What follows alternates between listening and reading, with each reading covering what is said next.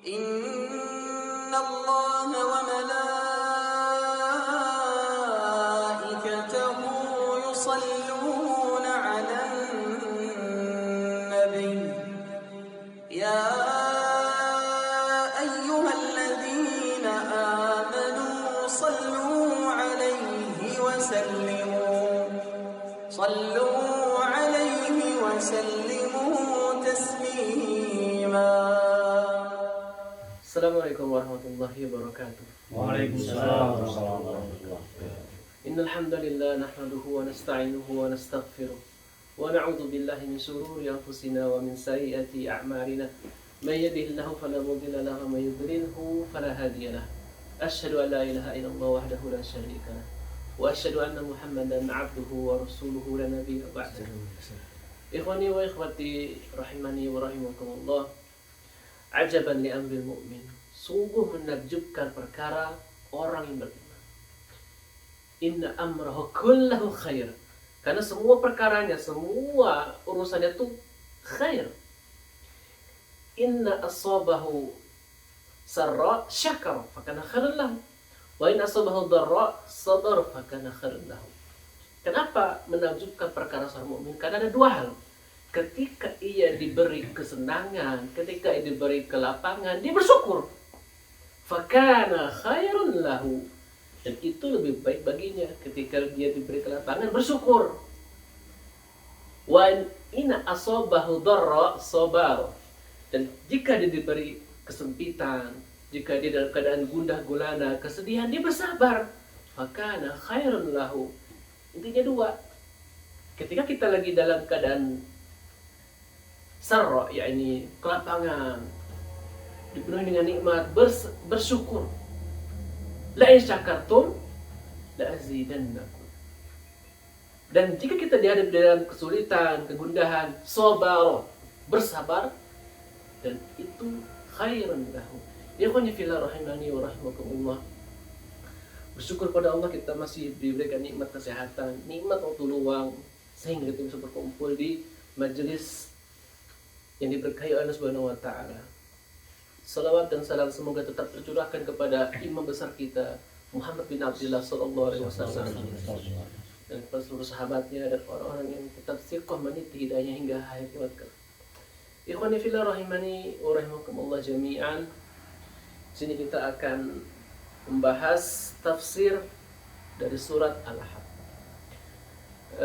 Surat yang terdiri dari ayat ini akan dibacakan oleh para al-musyahidin.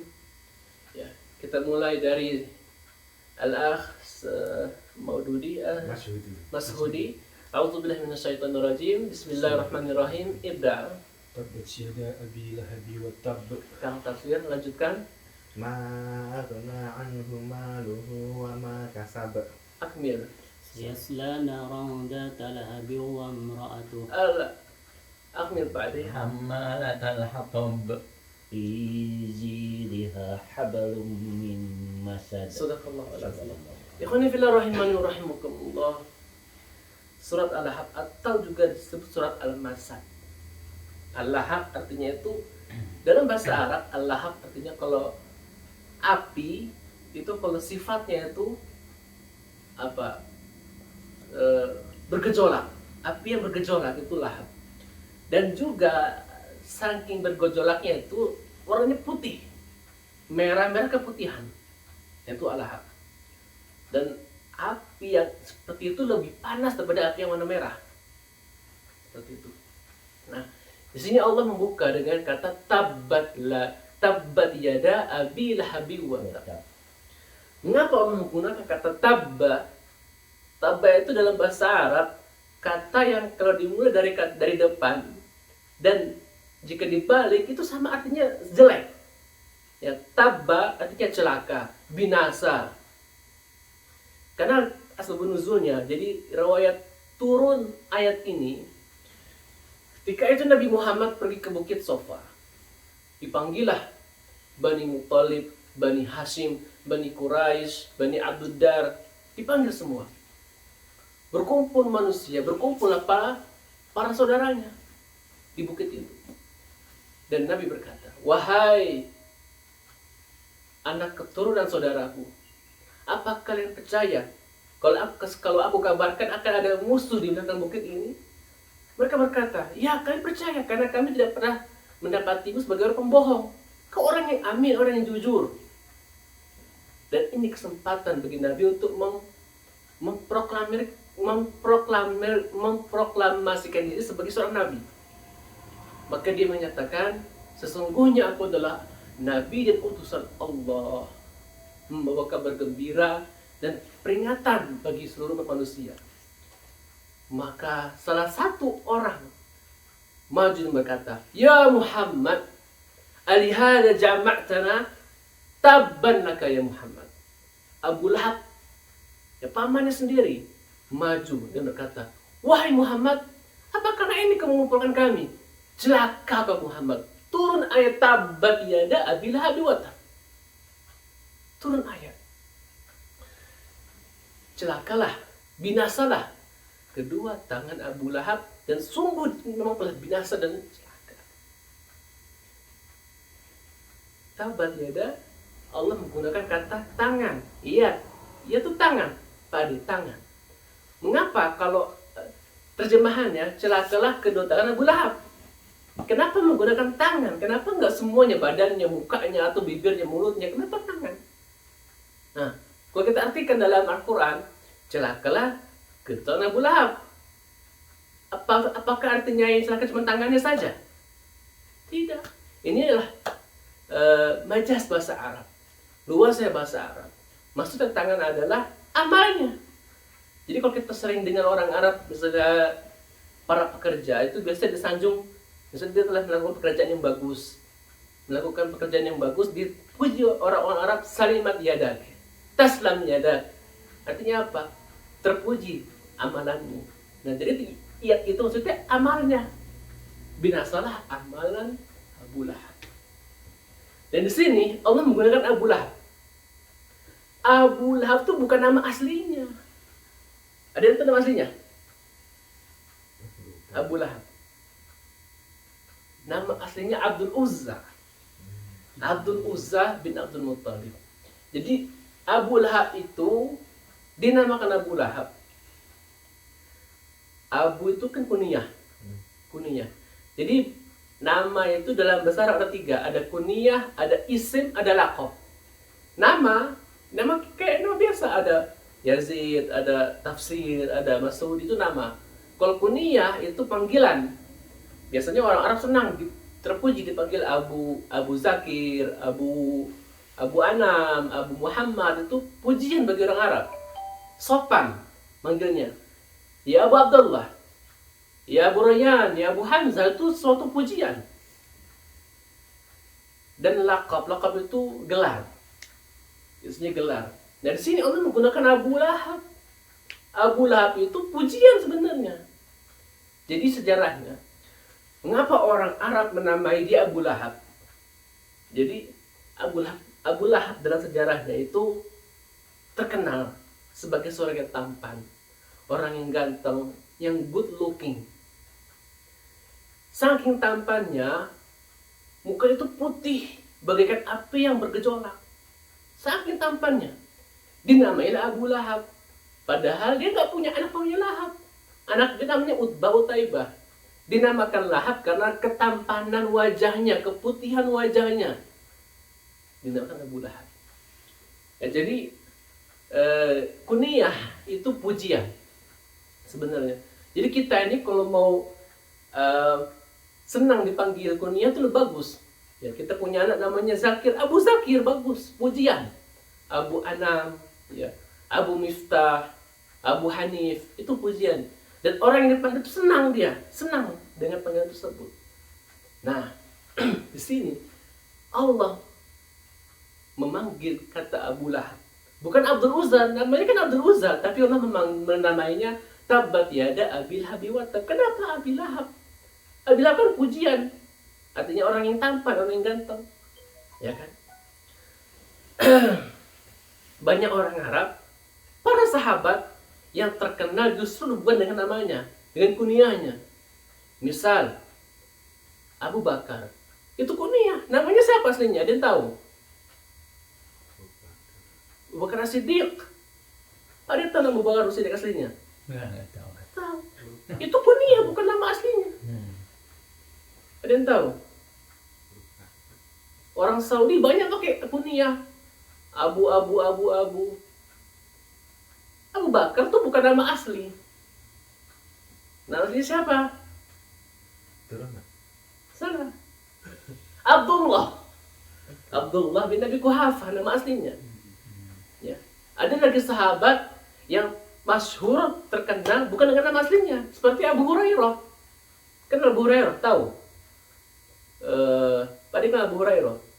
Periwayat hadis terbanyak di zaman Nabi. Abu Hurairah, sahabat masyhur terkenal, tapi nama aslinya nggak ada yang tahu kan? Ada yang tahu? Nggak tahu. Abdurrahman bin Sakhar. Nah itu kenapa dinamai Abu Hurairah? Jadi ceritanya Abu Hurairah itu artinya kucing, bapaknya kucing. Abu Hurairah nggak punya anak namanya Hurairah, tapi itu kucing. Jadi beliau itu suka dengan kucing. Saking cintanya pada kucing, dijuluki Abu Hurairah. Jadi dia tuh kalau masuk ke Masjid Nabawi, kucing-kucing kecil itu dimasukin ke lengan bajunya sini. Jadi kalau kita pakai jubah-jubah orang Arab dahulu, Besar. itu kan gede kayak orang Kayak orang Sudan itu. Sudan gitu. Kucingnya masuk ke situ. Jadi para sahabat menggelarnya ini bapak kucing Abu Hir. Nah kan kucingnya kecil Hurairah. Jadi kucing kecil betina pula. Jadi itu sahabat yang sangat suka dengan kucing kecil betina Hurairah. Dijulukilah Abu Hurairah. Nah, Pak Ade punya kucing, julukilah dia Abu Hir. Bapaknya kucing. Itu pujian, Pujian. bukan celaan, pujian. Kucingnya banyak, aku tak pernah. Abu Hirrah. Aku kira. Abu Hirrah, bapaknya kucing. Jadi julukan. Orang-orang suka dijuluki seperti Abu Syanab, orang yang nggak punya kumis. Abu Rialen yang suka jual yang Rialen itu dijuluki itu. Itu pujian sebenarnya. Ya kita kembali. Mengapa Allah mencantumkan nama Abu Lahab? Itu kan pujian, nama pujian. Nama dia Abdul Uzza. Nah disinilah Allah itu pertama memuji Abu Lahab, seorang yang berwajah tampan. Tapi nanti di ayat berikutnya Allah jatuhkan. Jadi gini. Lebih parah mana? Ketika kita dipuji, terus dijatuhkan. Atau yang kedua, dijatuhkan dulu baru dipuji. Lebih parah yang mana? Puji dulu. Baru dijatuhkan. Misalnya gini, Pak Ade rajin, tampan. Tapi, nah setelah tapi itu dijelek-jelekan. Orangnya gini. Sakitnya itu di sini. Dibanding kita dicela, tapi nanti dipuji, itu lebih baik. Nah ini Allah menggunakan uslub. Allah puji Abu Lahab di awal ayatnya, tapi nanti di ayat berikutnya Allah jatuhkan. Sayasla naran dzata lahab. Dan dia sungguh akan masuk ke neraka jahanam yang apinya itu bergejolak. Jadi Allah cela dia menggunakan namanya sendiri. Ya, Abu Lahab itu kan orang yang tampan, putih, wajahnya bersinar-sinar. Dan dia itu nanti akan masuk neraka, sayasla naron, dan dia akan masuk ke dalam neraka dzata lahab, api yang bergejolak yang membakar wajahnya. Jadi setelah Allah puji, Allah jatuhkan Abu Lahab. Tapi ada tapinya. Abu Lahab diringankan azabnya setiap hari Senin. Hadisnya sahih. Ada yang tahu mengapa? Abu Lahab diberi keringanan azab di neraka setiap hari Senin. Kenapa? Karena dia Gembira ke dalam kelahiran. Ahsanta wa burit wa zawajaka Allah bikra. Karena pada hari Senin itu hari kelahirannya Nabi Muhammad SAW. Ketika Nabi lahir, itu Abu Lahab senangnya bukan main. Saking senangnya, namanya paman. Karena gini, Muhammad itu kan anak saudara. Jadi ayahnya itu meninggal saat dia masih dalam kandungan. Nah Abdullah itu kan ayahnya Nabi Muhammad. punya adik kandung Abu Lahab. Ini saudara sekandung ayah dan ibu. Jadi Nabi itu punya paman banyak. Ada Hamzah, ada Abbas, ada Abu Thalib, ada Abu Lahab. Ini 4 paman yang masih hidup ketika Nabi lahir. Paman beliau, Hamzah, itu paman satu bapak beda ibu. Paham nggak? Jadi kakeknya itu punya istri banyak. Abdul Muttalib punya istri banyak. Abdullah itu punya saudara kandung. Saudara kandungnya itu ya Abu Lahab. Jadi Abdullah dan Abu Lahab itu saudara kandung. Sedangkan Abu Thalib itu bukan saudara kandung, itu saudara sebapak beda ibu. Gitu. Abu Thalib yang mengasuh Muhammad dari kecil itu bukan paman kandung dari ayahnya, itu paman sebapak beda ibu. Paham nggak? Atau kabur? Ya, paham. Paham ya? Jadi saking dekatnya hubungan antara Abu Lahab dan Abdullah itu karena sekandung. Bahagianya Abu Lahab. Ya, jadi ceritanya ketika Aminah, ibu Muhammad, melahirkan Nabi Muhammad, ada seorang budak namanya Suwaibah. Suwaibah ini mengantarkan kabar ke Abu Lahab. Wahai Abu Lahab, telah lahir keponakan Muhammad. Gembiranya Abu Lahab. Saking gembiranya dibebaskan budak ini menjadi merdeka. Syuf lahir. Gembirnya seorang paman ketika keponakan lahir. Wahai Suwaibah, kamu hari ini free. Saya bebaskan kamu dari budak. Karena inilah Allah meringankan azab Abu Lahab setiap hari Senin. Karena dia gembira atas hari lahirnya Nabi besar Sallallahu Alaihi Wasallam. Tapi dia juga nanti yang menjatuhkan dakwahnya Nabi Muhammad ketika beliau sudah menjadi Nabi. Diteruskan ayat keduanya, ma aghna anhu maluhu wa ma kasab. Tidak berguna hartanya, maluhu itu harta. Tidak ada gunanya harta. Jadi Abu Lahab itu orang terkaya. Beda sama Abu Thalib. Abu Thalib itu orang miskin. Ya, orang miskin yang mengasuh Nabi kita. Tapi Abu Lahab orang kaya. Abu Lahab itu orang kaya. Kaya, sangat kaya raya. Bahkan dari riwayat dia mengatakan, aku tidak takut terhadap api neraka karena aku punya banyak uang. Aku punya banyak harta. Allah katakan, ma aghna anhu maluhu. Tidak berguna hartanya. Wa ma kasab. Wa ma kasab. Dalam bahasa Arab, kasab artinya usaha. Tapi dalam tafsirannya, kasab adalah anak-anaknya. Jadi tidak berguna hartanya dan tidak juga berguna anak-anaknya. Jadi anak itu dalam bahasa Arab kasab. Jadi seorang ayah yang berusaha untuk menjadikan anaknya sukses, itu namanya kasab. Jadi anaknya udah sukses itu kan usaha ayahnya. Jadi Abu Lahab mengatakan, aku tidak takut neraka karena aku punya harta dan aku punya anak. Anakku adalah anak sukses. Allah bantah, maghna anhu maluhu wa ma kasab. Tidak ada gunanya hartanya yang banyak, anak-anak yang sukses. Kita tahu nggak? Abu Lahab punya 2 anak, Utbah dan Utaibah. Dinikahkan kedua putri Rasulullah. Ini sebelum risalah, sebelum nubuah. Jadi Nabi itu punya 2 putri, Ruqayyah dan Ummu Kulsum. Nikah dengan putranya Abu Lahab.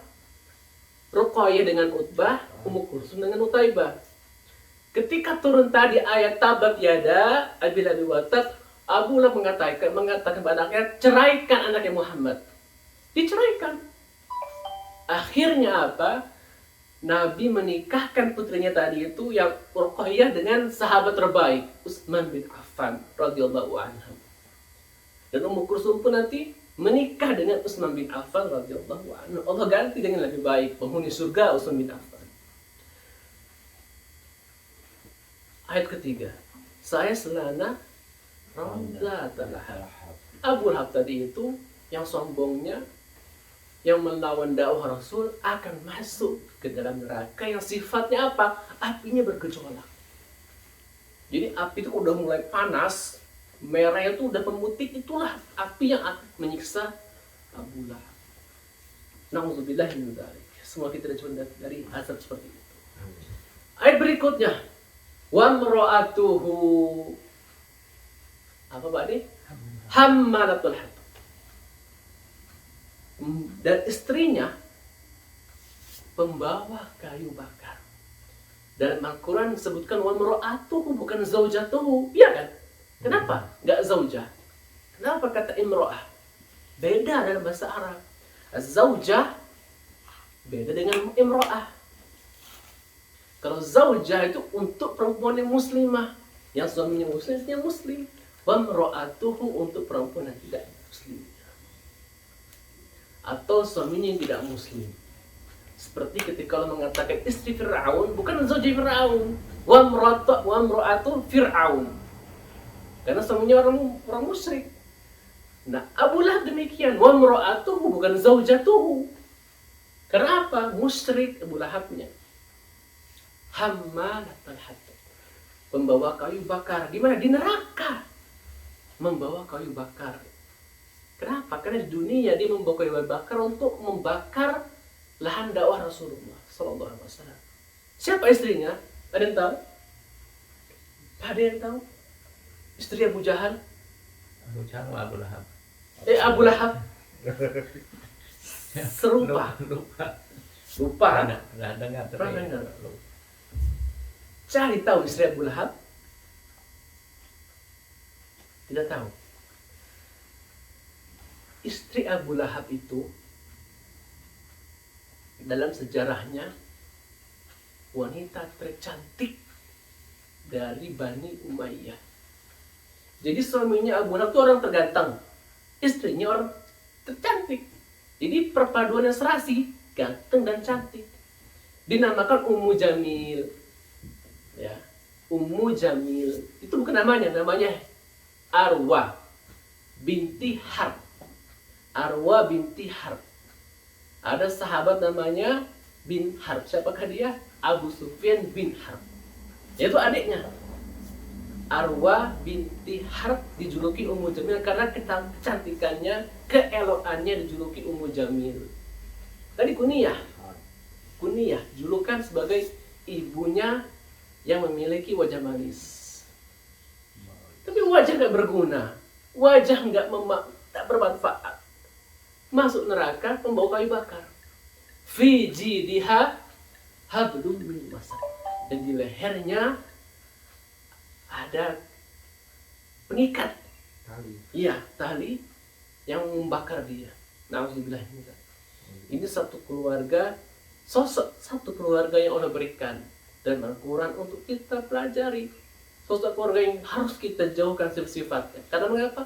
Bapaknya, ibunya, anaknya semuanya menentang dakwah Rasulullah. Bahkan si Utaibah tadi, dia menceraikan putri Rasulullah dan sempat meludahi wajah manusia mulia. Rasul pernah diludahi oleh Utaibah. Dan Rasul mengatakan, berdoa, ya Allah sallit alaih min kalbin min kilabik. Ya Allah, hancurkanlah, binasakanlah tadi si Utaibah yang meludahiku dengan anjing-anjingmu ya Allah.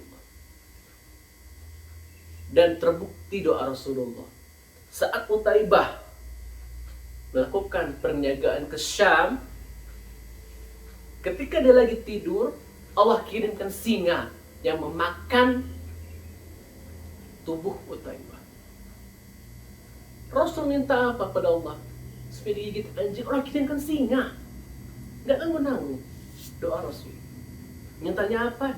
Anjing. Allah kirim singa untuk membunuh Utaibah. Karena pernah meludahi wajah manusia termulia Sallallahu Alaihi Wasallam. Semoga kita bisa mengambil hikmah, faidah, istinbat yang bagus dari kisah keluarga rumah Abu Lahab ini. Semoga ini bisa menambah kita untuk tazkirah, menambah kita untuk terus mengkaji, mentadaburi ayat-ayat suci Al-Quran. Subhanakallahumma wa bihamdika asyhadu an la ilaha illa anta Wastaghfiruka wa atubu ilaik. Assalamualaikum warahmatullahi wabarakatuh. Waalaikumsalam warahmatullahi wabarakatuh.